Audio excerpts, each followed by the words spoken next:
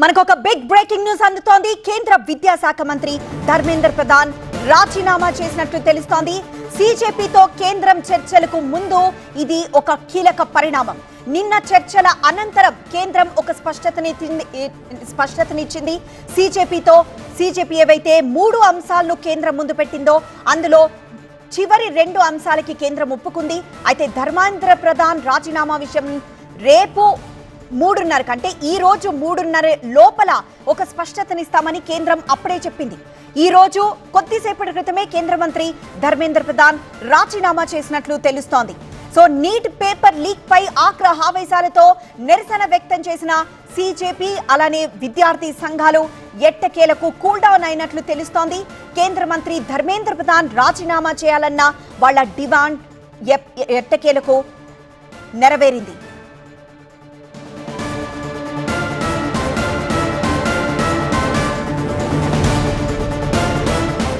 మరింత సమాచారం మా బ్యూరో చీఫ్ గోపి అందిస్తారు. గోపి, కాక్రోచ్ జనతా పార్టీ ఏదైతే డిమాండ్ కోసం ఎన్ని రోజులుగా 37 రోజులుగా ఆందోళన చేస్తుందో ఆ డిమాండ్ ని ఎట్టకేలకు కేంద్రం అంగీకరించినట్లుగా తెలుస్తుంది. ధర్మేంద్ర ప్రధాన్ తన విద్యాశాఖ మంత్రి పదవికి రాజీనామా చేయడం జరిగింది.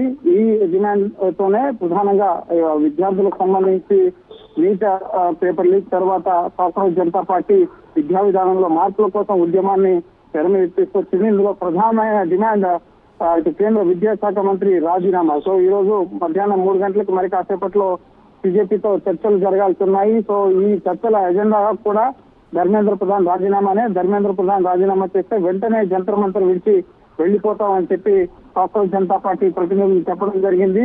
సో ఎట్టకేలకు ఇటు ధర్మేంద్ర ప్రధాన్ తనంతటి తానుగానే ఈ ఆందోళనని విరమింపజేసేందుకు నైతిక బాధ్యత తీసుకుంటూ తన విద్యాశాఖ మంత్రి పదవికి రాజీనామా చేయడం జరిగింది.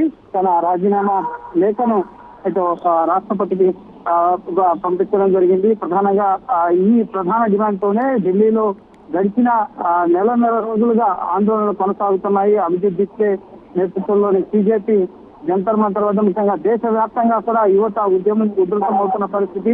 ఈ నేపథ్యంలోనే ఇంకా ఈ సమస్యను పెంచకుండా ముఖ్యంగా ప్రధాని నరేంద్ర మోదీ ఇప్పటికే ఇటు పేపర్ లీక్లకు సంబంధించి కఠినమైన చట్టాన్ని తీసుకొచ్చేందుకు ఇటు సిద్ధమైంది కేంద్ర ప్రభుత్వం. సోమవారం పార్లమెంట్ లో ఈ బిల్లుని ప్రవేశపెట్టబోతున్నారు. దీనికి సంబంధించి ఇప్పటికే డ్రాఫ్ట్ రిజల్యూషన్ ని విడుదల చేయడం జరిగింది. అలాగే ఇటు ఈ ప్రధాన డిమాండ్ ఖచ్చితంగా ధర్మేంద్ర ప్రధాన్ రాజీనామా చేస్తేనే రోడ్ల మీద నుంచి మేము వెనక్కి తగ్గుతామని చెప్పి ఇటు సీజేపీ ప్రతినిధులు, విద్యార్థులు, యువత అంతా కూడా డిమాండ్ చేస్తున్నారు. విపక్షాలు కూడా ఇదే అంశాన్ని డిమాండ్ చేస్తున్నాయి. ధర్మేంద్ర ప్రధాన్ రాజీనామా తర్వాతే పార్లమెంట్ లో చర్చకు మేము అంగీకరిస్తాం అంటున్న సందర్భంలో ఇటు పార్లమెంట్ లో ప్రతిష్టంభన కొనసాగుతోంది.